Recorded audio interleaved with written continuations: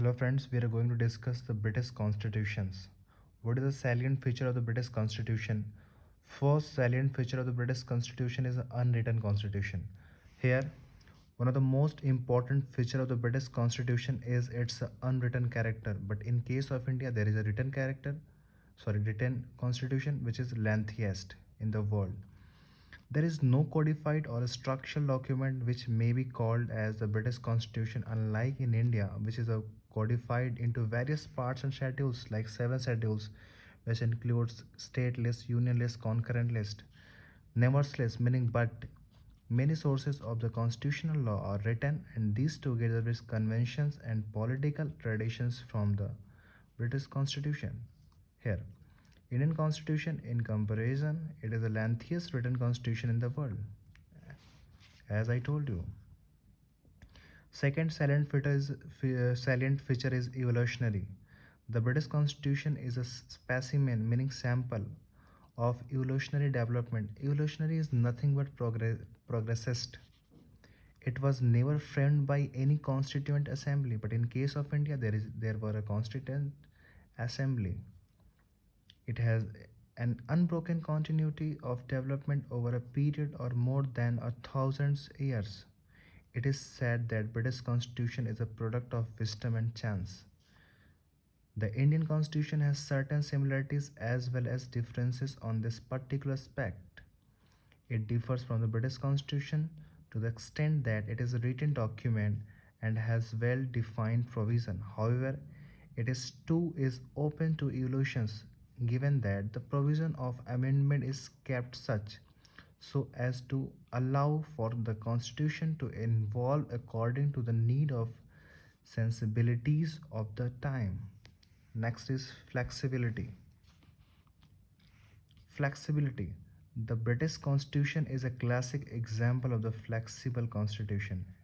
It can be passed, amended, or repealed. Repealed is omitted, nothing but by a simple majority. First of all, in our constitution, the constitution CA, meaning constitution amendment, is passed by only special majority, not simple majority. 50% of member present and voting of the parliament.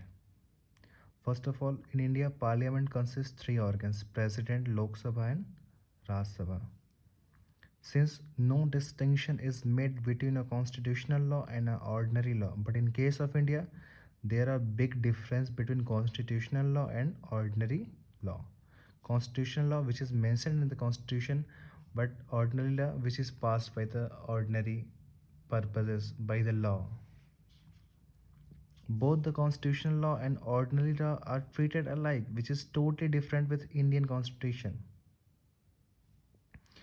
The element of flexibility has provided the virtue of adaptability and adjustability to the British Constitution. This quality has enabled it to grow with needs of the time. The Indian Constitution, in contrast, it is both flexible as well rigid. It complements the basic ideology of the Indian Constitution quite well, wherein certain features like sovereignty, secularity, republic, which is preamble, etc., has held sacrosanct, but otherwise the Constitution lends itself to amendability. And fourth feature is a unitary and federal structure. First of all, in Indian Constitution, there are both unitary and federal features, like all India exam is a unitary feature. Unitary is nothing but which lies within the center, and which lies both the center and the state is a federal character. Federal word is derived from feudus, feudus meaning agreement. But in our constituent, constituent assembly members, B.R. Ambedkar said that in our constitution there is no any terms, there is no any meaning of agreement, because federal is nothing but agreement. So in our constitution there will be a federalism, but not accepted whole the purpose of the federalism in our constitution. So The British Constitution has a unitary character as opposed a federal one. All the powers government are vested in the British Parliament, which is a sovereign body, executive organ of the state and subordinate to the parliament, exercise delegated powers and are answerable to it. There is a one legislature. England, Scotland, Wales, etc. are administrative units and not the political autonomous unit. This is one aspect. And here we are going to discuss next salient feature. First of all, look what is the difference between unitary federal and co-federation. First of all, unitary means, as I have told you, that unitary means all the power lies within the center. Second one is center delegates power to the provincial government, for example, Britain, as I have told you. Federal. Federal means powers is shared by the national and the state government, and powers for provincial government comes from the constitution, like India. India has both federal and unitary feature.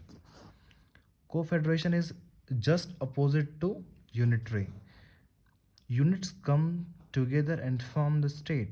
It is opposite to unitary system. Real power with the unit like EU, USA, etc. Next, next salient feature is one of the most important feature which is almost like to Indian constitution. That is parliamentary executive. Here it is this is the most important similarity between the British and the Indian constitution. Actually, Britain has a parliamentary form of government. The king, who is sovereign, has been deprived of all his powers and authority. The real functionaries and our ministers who belong to the majority part in the parliament and remain in the office as long as they retain their confidence. The prime minister and his minister are responsible to the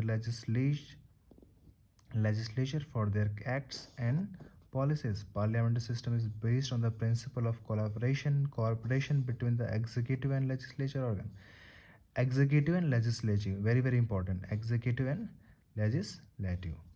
The executive in in British, both are correct, has individual legal responsibility, whereas in India there is no legal responsibility. Once again, the executive in British has individual legal responsibility, whereas in India there is no legal responsibility. This is one. Next, sovereignty of the parliament. The term sovereignty means supreme power. A very important feature of the British Constitution is sovereignty of the British Parliament, a written constitution being absent. Okay. The British Parliament is one of the legislative body in the country with unfettered power of the legislation. It can make, amend, or repeal any law. Though in India's case, we have legislature at the state level too. At the law-making power of the Indian Parliament roughly correspond to that of the British Parliament. Once again, at the law-making power of the Indian Parliament roughly correspond to that of the British Parliament. The court has no power to question the validity of law passed by the British Parliament.